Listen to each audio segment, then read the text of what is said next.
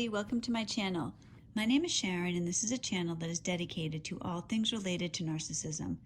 I've been married to a covert narcissist for almost 20 years. I'm separated from him now, and what I do with this channel is I use my real life experiences to get information out there to people about what narcissism really is, what it looks like, what it does to you, and what it does to your family. In today's video, I'm going to talk about what can happen when a covert narcissist loses narcissistic supply. A covert narcissist can't function normally without narcissistic supply. That is approval, attention, and admiration from other people. Narcissists are extremely mentally ill. The symptoms of their mental illness affect other people. Narcissists, especially covert narcissists, because they lie easily and believably, suck innocent people unknowingly into their delusional worlds and destroy lives. Narcissists are pain machines. The consequences of their actions causes pain and trauma that have led people to suicide. Narcissism seems innocuous. If you tell somebody that your husband or your wife is a narcissist, they're going to think that the person simply is vain. It is so much more than that. Narcissists are people that have no conscience. They have no empathy. They don't love anybody. They don't have those feelings. Couple that with the fact that they are emotionally weak and vulnerable. They have to have other people to prop them up. They can't survive without it. People like that have the potential to be extremely dangerous. They can be like a wild animal trapped in a corner. The animal will do anything to get out. That's like a narcissist. They don't care about anybody else. The best you can ever hope for a narcissist is that they could eventually understand that they're hurting you. But remember, there's a big difference between understanding and caring. They might recognize that they've hurt you, but they're not going to care. In some ways, narcissists are like drug addicts. Both a drug addict and a narcissist depend on something outside of themselves to enable them to function. The difference, though, is if you took a drug addict and you were able to lock them into a room without access to their drug, they would go through withdrawal. And when the withdrawal was over, and I realize I'm simplifying this, they would be able to survive without the drug. That's really what I'm trying to get at. A drug addict can move on without the drug. They can function. They can have a good life. Narcissists are not like that. Narcissism is a lifelong, permanent illness. They don't have a conscience. You can't get a conscience. Like I said, you might be able to recognize that you're hurting people. You might be able to recognize the consequences of your actions, but that's even highly unlikely because they don't want to recognize it. You'd have to have a certain mindset. You'd have to be determined to beat something, to understand, to look at yourself realistically. A narcissist doesn't want to do that. They can't do it. They look at themselves as better than everybody else, and they convince themselves of this, and they'll step on anybody to get that effect. They require narcissistic supply, and they will lie, cheat, steal, do anything to keep it. It is the most important thing. I've heard it said that narcissism is a full-time job, and it really is. Narcissists have to protect themselves. If they lose narcissistic supply, they will collapse emotionally. They won't be able to function. They know this. You don't know this. When you're in a relationship with a narcissist, it doesn't seem this way, but you are actually the one in control. You hold all the cards. Narcissists don't want you to know this, so they're not going to act this way, but what you see when it comes to a narcissist is all false. It's all smoke and mirrors. The reality is that you hold all the cards in the relationship. So if you take your supply away, they will collapse.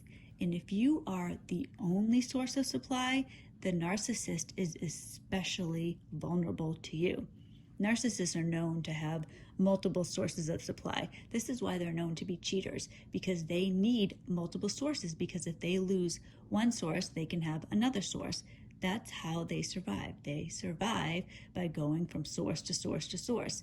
If you are their only source, that leaves the narcissist incredibly vulnerable to you. So they're going to protect themselves at all costs. If you take away the narcissistic supply, the narcissist is going to get ugly. You're going to see who they really and truly are. Narcissists will usually start off with a silent treatment. And that's a lot of times the first clue that somebody has that they're with a narcissist. That was the case with me. My husband would give me the silent treatment frequently, and it works because what happens is the narcissist will do something. They'll do something wrong. They'll lie to you. They'll do something that you will become angry with them. They can't have that because that means that they're not the best. They're not wonderful. You're thinking negatively of them. That can't happen because you're their supply. You need to admire them. You need to think they're wonderful. You need to be beneath them. You can't be holding something over their head. So they'll punish you. Narcissists punish other people when they do something wrong. So if, say they lie to you, they cheat on you, whatever it is, you react to that negatively, they're going to give you the silent treatment, and that is a form of abuse. It is cruel behavior. They're taking away your identity. They're making you vulnerable. They're taking away your existence. That's what they did in concentration camps in Germany. When somebody was in a concentration camp, they weren't a person anymore. They were a number. They had no identity. They weren't real. They didn't matter. The person became extremely vulnerable and did whatever they said. That's like a narcissist. That's what they do. Granted, it's not as extreme as a concentration camp. I'm not trying to dishonor victims of a concentration camp. I'm just using it as an illustration. They're taking your identity away. It's what they do. They're torturing you. They're hurting you. Then they give it back to you and you're trained and you feel relieved. Oh, thank you for talking to me. Oh, thank you so much. I didn't know what I was going to do. You are actually in control, but they're making you believe that you're not. They're taking your identity away. They're abusing you, and then you reward them. Then they feel happy, and you're not angry with them because you don't dare bring it up. They're training you. This is something that they do. In a worst case scenario, a narcissist can go mentally insane if you take your narcissistic supply away. That is the type of control that you actually have. It's a secret the narcissist doesn't want you to know. I know that this is real. This has happened to me. I am still my husband's sole source of narcissistic supply. I don't give him narcissistic supply anymore. He can't function. He has regressed to live in his own fictional world. He is homeless. He lives in his car. He doesn't function. He has nothing to do with our children. He has nothing to do with me. He will call me a few times a week and act like nothing's wrong. Act like he's like a friend of mine. He doesn't function anymore. He's that delusional. He has been in a mental hospital. He drinks to excess. He cannot survive anymore. I need people to understand this is not an isolated incident. If you take away narcissistic supply from a delusional person, you are looking at serious consequences. So they could give you silent treatment trying to get it back. If you won't give it back, they could go insane. Narcissists can also kill people. When you hear about murder-suicides, those are narcissists, because just like a silent treatment, they don't think that you have a right to exist. They don't care about you. You're nothing. They do something wrong, you must be punished. So, oftentimes you'll hear that these murder-suicides because somebody got into financial trouble. They lost their job, they didn't tell their spouse, they're going to lose the house, something like that. They are wrong. They're in the wrong. They can't accept that. Just like the silent treatment. They cheated on you, they'll give you the silent treatment. They're going to lose the house, they're going to kill you. That's how they think. Now, I know this isn't in every case. I'm just trying to get across the point in this video that you are dealing with somebody, it's like a landmine. You don't know which narcissist has the ability to kill you. You have no idea. You know they have the ability to ignore you and take away your existence that way. Who knows what else they can do? You don't know what somebody like that is capable of. I really want this to be a warning that you are in danger if you are with a narcissist, especially a covert narcissist, because they're so emotionally fragile. Anything could set them off.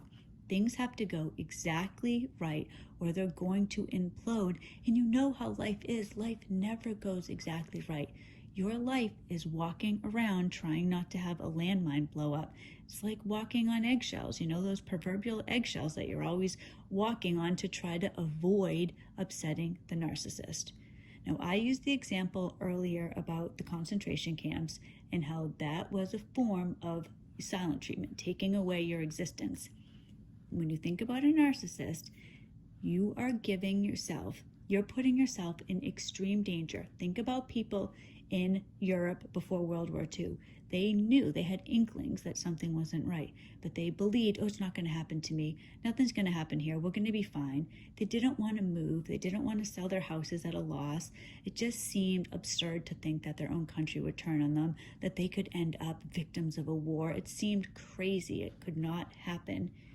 It did happen. It can happen. You could have a disaster befall you and your family. You're with somebody who's not in control. You wouldn't get in a car with somebody that was knowingly drunk and drive across the country. You know that you're very likely to get in a serious accident. Please take my warning. I am sitting here today dealing with the shattered remains of my life because my husband is a covert narcissist who didn't put anybody but himself first. Now, my kids are hurting, I'm hurting, and my husband is homeless. There are other families that are 6 feet under because they were with a covert narcissist. I know they're not all that dangerous, and I'm not trying to be paranoid, but I'm trying to be realistic. You don't know which ones are. So please, if you know that you are with a narcissist, if you suspect you are with a narcissist, please take action today to keep you and your family safe. That's why I make these videos. My life has already happened. I'm trying to deal with it. I'm determined to move forward. I want to have a good life, but I have an uphill battle because I was with my narcissist for 20 years. So please understand that. Please don't make the same mistakes. Thank you for watching these videos. I'm so grateful to everybody who does. Please like the video if you like it. Please consider subscribing, and I will see you in the next video. I'm trying to put out videos every Monday, Wednesday, and Friday. Bless you all. Bye-bye.